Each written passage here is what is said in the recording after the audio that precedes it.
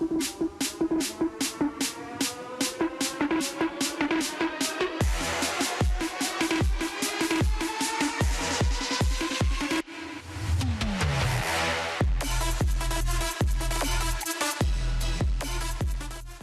switching now to basketball as we discuss the NBA for the first time in some while. Some say it is still a highly anticipated event. Others may disagree. We are talking about the annual NBA All-Star Game, a clash of some of the league's biggest and most talented stars against each other to cap off a weekend of festivities dubbed All-Star Weekend.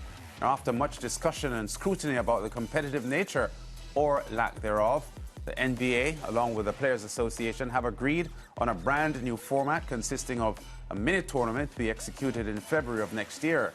Here to discuss these changes is our very own All-Star analyst, Alistair Albert, who joins us via Zoom. Let's explore first, though, the format before we get Alistair in and see where we're going with this discussion.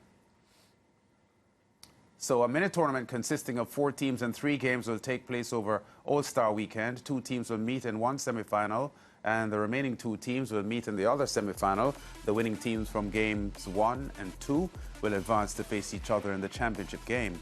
For each game, the winner will be the first team to reach or surpass 40 points. Each team will have 8 players and be named for an NBA analyst. The 24 NBA All-Star selections will be divided evenly into 3 teams, with the rosters drafted by NBA commentators and honorary team general managers Charles Barkley, Shaquille O'Neal and Kenny Smith. The 3 analysts will make their respective picks for Team Charles, Team Shaq and Team Kenny for the NBA All-Star Draft on live TV, which will be conducted on Thursday, the 6th of February. The 4th team will be the winning team from the championship game of the Castrol Rising Stars, the annual showcase of top first and second year NBA players and NBA G League standouts, which will be played on Friday the 14th during NBA All-Star 2025, with NBA analyst and WNBA legend Candace Parker serving as an honorary GM for the Rising Stars champion known as Team Candace. The voting process to determine the 24 NBA All-Stars will remain the same. 5 players honored as starters in each conference will be selected by fans, current NBA players, and a media panel. The 7 players honored as reserves in each conference will be selected by NBA head coaches.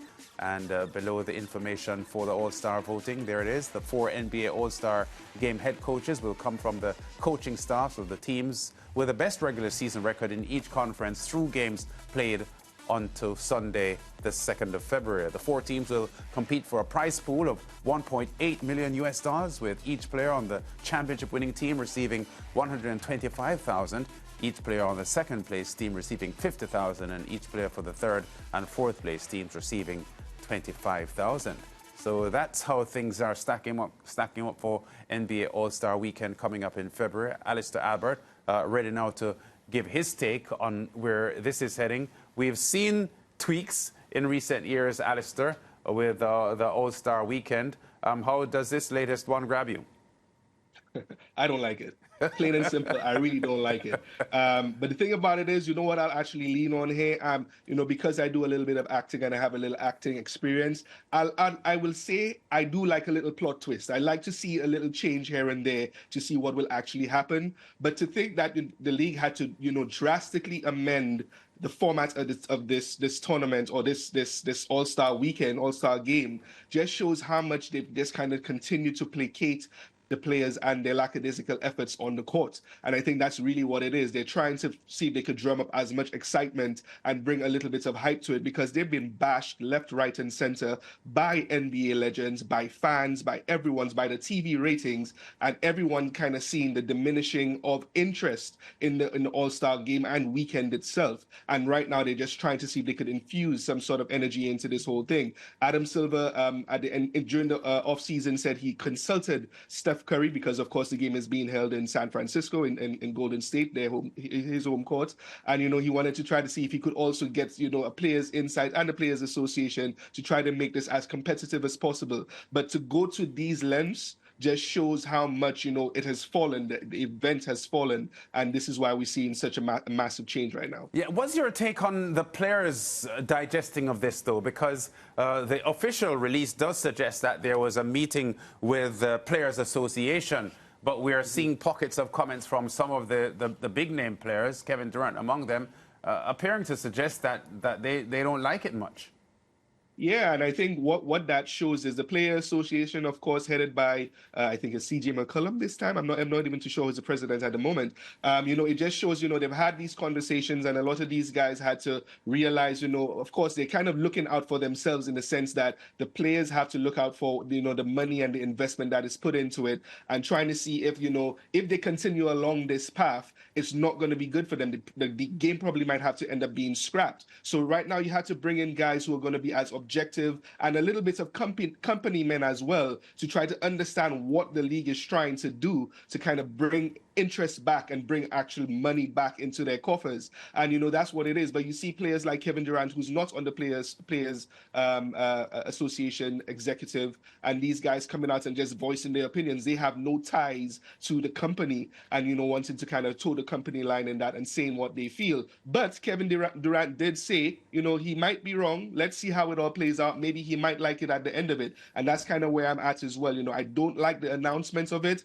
but let's see how it plays out. Maybe it brings some excitement, maybe not, maybe it doesn't. But right now it's just PR-wise and optics-wise, it's just not good for the NBA. Yeah, let's take a closer look at what Kevin Durant said, because he did make some pretty bold statements initially, but then someone probably got to him and he backpedaled a bit. So let's see his first comment. I hate it, terrible. All-Star Games format, changing all the formats. It's terrible in my opinion. We should just go back to East, West, and just play the game. I think we're just trying to bring back the flair somehow with the All-Star weekend, but I think we just keep it traditional. We'll see how this one works. You never know. I might be wrong, but I'm just another guy with nothing but an opinion, but we'll see how it works. Now, after that statement, he came back to say this. Maybe, as I said, someone got to him. I probably should have said something else, to be honest. I can't be going up against the league like that, but that was my opinion. It's like tournament style. It's not really my thing, but we'll see, man. We'll see. We'll see if it will stick and people start to like it, especially the players. The players are the ones that matter, so we'll see what happens. I should know better. I think those are one of those conversations you have internally with the guys. And that was the comment there at the end there, which suggested to me that he's saying there wasn't that much consultation, which isn't what the NBA is saying that there was with the Players Association. I think what he says there, should have had that conversation internally. I mean, I think he means not necessarily with the Players Association himself, but maybe with his teammates, his all-star pairs, just having that little bit of a locker room talk, about how they think this thing is going to play out. But it's interesting that he backtracked, and it's definite that, he probably got some heat maybe from Adam Silver himself for saying that, because, like I said, Chuck, Charles Barkley, Shaquille O'Neal, former players, Lou Williams, all these guys, Gilbert Arenas, all these guys who have podcasts and platforms are now just, slating this and saying that, they don't really like what's happening here. And it's there for everyone to see. It's plain to see. The ratings are going down. We saw a 211 points game the winners last All-Star weekend, the East winning 397 points, 168 three-pointers taken, 94% of shots coming from under the rim basically, and three-point shots. It just shows just lack of defense, lack of effort, and it's right there for everyone to see. This is not really a good product anymore. But he realizes that if it continued that way, it's probably going to be a situation where the whole thing will just have to be scrapped and revisited in another year. But right now, Adam Silver is just trying to inject some life into this, and he probably has to just go along with it as one of the participants and hope for the best. I think that's where he is right now. Yeah, it's interesting, Alistair, because when I read the back end of that, Kevin Durant statement, I actually got the impression, Lance, that he was saying that it's the type of thing that you should speak about internally, but not go public with it in the way that he did. That's kind of what I was picking up from that. But also, just looking at what Kevin Durant had to say about, maybe wider issues within the league, tournament changes, not just with the All-Star weekend, but what was it, last year that the play-in tournament came in? And then I also look at the comments made by LeBron James, where he says, we got to do something. Obviously, the last couple of years have not been a great all-star game that Sunday night. But I mean, listen, it's a bigger conversation. It's not just the all-star game. It's our game in general. So what is it about the NBA, Alistair, that the players are not happy with the direction that it's going? It's not the game, LeBron. Don't do this. This is the players and their mentality. This is what this is about. You know, the game has changed. The All-Star game format that we're talking about, or the game just in general has undertaken. I just had to kind of go back in memory and try to understand what's happening. There have been 10 changes that have happened through the evolution of this game, starting back from 2012 when they de-emphasized centers on the All-Star ballots. And that was their way of trying to say, you know, the league is more versatile now. We don't need to have a designated center position if you have two centers that are really good. But what they were doing was ushering in, you know, Dirk Nowitzki, Kevin Durant, and now Victor Wembanyama, guys who play on the perimeter. We don't have traditional centers anymore. We don't have Shaquille O'Neal's and Kareem Abdul-Jabbar's anymore. So, you know, let's de-emphasize the center. We have, of course, the evolution with the three-point shot with Steph Curry and everything that these guys are doing where that's concerned. We have, of course, the scrapping of the East and the West. I had to kind of look at my notes there to kind of remind myself.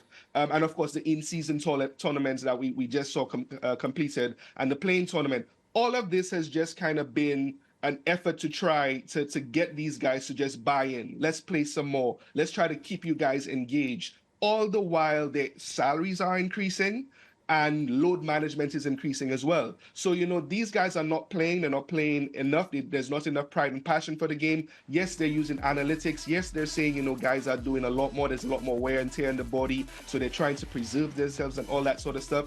But the essence and passion for the game that you saw from the older generations, and I hate to be, you know, the old guy, get off my lawn in this sort of sense, but the older generation had a passion for the game. They wanted to play. They wanted to show off their skills. They wanted to compete. They didn't want to play with each other. They wanted to play against each other. You know, all this sort of mentality has just totally evolved with the game as well. And that has de-emphasized the level of effort that the guys are putting into the game. And I think this is what we're seeing as the outcome of it all. You know, a watering down of the game and everyone taking threes. We have general managers who have never played basketball, who are now running organizations, not to discredit what they're doing because they're really clever guys, but they just don't understand what it is to put a vest on and lace up shoes and go out on the court and compete. And I think this is just all the evolution of all the changes that are coming in, leading to, you know, drastic changes like this to just try to get some hype back into this. And it's sad to see, really, and that's kind of where I stand on that. Yeah, you know, Alistair, if we start talking about passion for the game versus, you know, financial reward, then we would need an entire show for just that alone, and we are out of time. But it's good to see you again, Alistair. It's been a while. Looks as if... have you made a change to your hair or something like that? I mean, we've not seen you in that long. No, you haven't seen me in that long. My hair's gotten a little longer, maybe a few gray hairs here and there, but I'm still... Oh, yes, it is the gray. It is the gray. Lance, you know, Lance can tell you how he deals with the gray hair, you know. Right. Well, I see he's bald, and that's probably what I'll have to do. There you go. Alistair, take care. All right, guys. See you guys again. We'll take a break. Yeah.